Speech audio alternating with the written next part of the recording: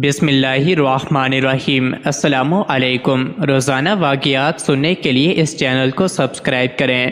شیطان انسان کو جن راہوں سے گمراہی کی طرف لے جاتا ہے ان میں جادو وہ ذریعہ اور عمل ہے جسے خالصتاً شیطانی عمل قرار دیا گیا۔ جادو کے لیے عربی زبان میں سحر کی اصطلاح استعمال کی جاتی ہے۔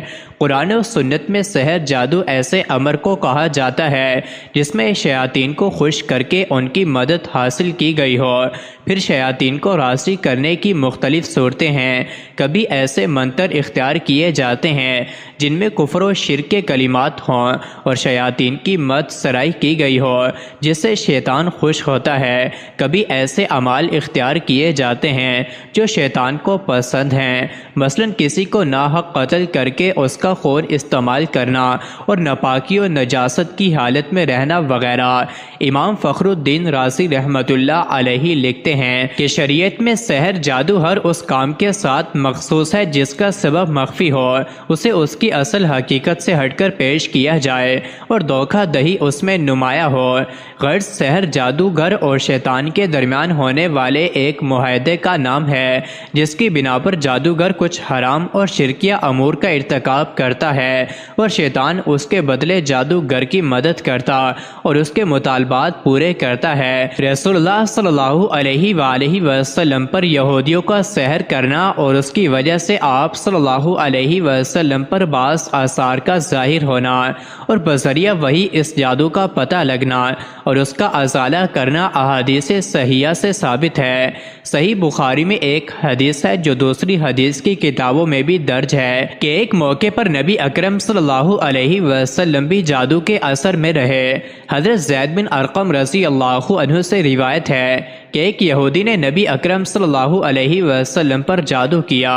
جب آپ صلی اللہ علیہ وسلم نے اس کے اثرات کو اپنے اوپر محسوس کیا تو جبرائیل علیہ السلام تشریف لائے اور سورۃ الفلق اور سورۃ الناس جن کو معوذتین کہتے ہیں وہی کی گئی۔ پھر حضرت جبرائیل علیہ السلام نے آپ صلی اللہ علیہ وسلم سے کہا یقیناً ایک یہودی نے آپ صلی اللہ علیہ وآلہ وسلم پر جادو کیا ہے اور اس کا طلسم فلاں کنویں میں رکھا ہوا ہے۔ نبی اکرم صلی اللہ علیہ وسلم نے حضرت علی رضی اللہ عنہ کو بھیجا کہ وہاں سے طلسم لے آئیں۔ جب وہ اسے لے کر واپس آئے تو آپ صلی اللہ علیہ وسلم نے حضرت علی رضی اللہ عنہ سے فرمایا کہ اس کی گرہوں کو ایک ایک کر کے کھولیں اور ہر گرہ کے ساتھ ان صورتوں میں سے ایک ایک آیت پڑھیں۔ جب انہوں نے ایسا کیا تو آپ صلی اللہ علیہ وآلہ وسلم یوں اٹھ کھڑے ہوئے گویا وہ پہلے بندھے ہوئے تھے۔ سرکار دو عالم صلی اللہ علیہ وآلہ وسلم نے ایک حدیث میں فرمایا ہے یقیناً کچھ بیان جادو ہوتے ہیں، ایک جادو بیان مقرر لوگوں کو غلط کو صحیح اور صحیح کو غلط سمجھنے پر قائل کر سکتا ہے، اس لیے نبی اکرم صلی اللہ علیہ وآلہ وسلم نے اس کے کچھ پہلوؤں کو جادو سے تعبیر کیا۔ روزہ رکھنے کے لیے طلوع آفتاب سے پہلے جو کھانا کھایا جاتا ہے اسے سمور سحر کہتے ہیں، وہ اس لیے کہ اس کھانے کا وقت رات کے آخری حصے یعنی اندھیرے میں ہوتا ہے۔ آپ صلی اللہ علیہ وآلہ وسلم نے فرمایا جو شخص نجومی کے پاس جا کر اس سے کوئی بات پوچھے تو 40 دن تک اس کی نماز قبول نہ ہوگی۔ صحیح مسلم ہی کی ایک حدیث میں رسول اللہ صلی اللہ علیہ وآلہ وسلم نے فرمایا کہ شیطان اپنے ایجنٹوں کے بڑے بڑے کارناموں پر خوش نہیں ہوتا لیکن اس بات پر بہت خوش ہوتا ہے کہ اس کا کوئی پیروکار میاں بیوی کے درمیان تفریق کروا دے۔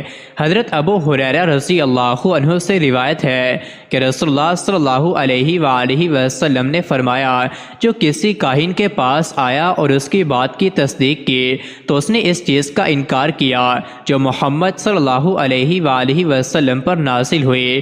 اسلام میں جادو سیکھنا اور جادو کرنا دونوں کو کفر قرار دیا گیا ہے، اس لیے جو کوئی بھی جادو کرتا ہو اس کے لیے شریعت میں بہت سخت سزا رکھی گئی ہے۔ اگر کوئی جادو پر عمل کرتا ہوا پکڑا جائے اور وہ توبہ نہ کرے اور جادو کرنا نہ چھوڑے تو اس کی سزا موت ہے۔ اس قانون کی بنیاد اللہ کے رسول صلی اللہ علیہ وسلم کی یہ حدیث ہے جس کے راوی حضرت جنبت ابن کعب رضی اللہ عنہ ہیں۔ نبی اکرم صلی اللہ علیہ وآلہ وسلم نے فرمایا جادوگر کے لیے مقرر کردہ سزا یہ ہے کہ اسے تلوار سے قتل کر دیا جائے۔ اس قانون پر خلفائے راشدین نے سختی سے عمل کیا۔ مزید ایسی ہی ویڈیوز کے لیے چینل کو ضرور سبسکرائب کریں۔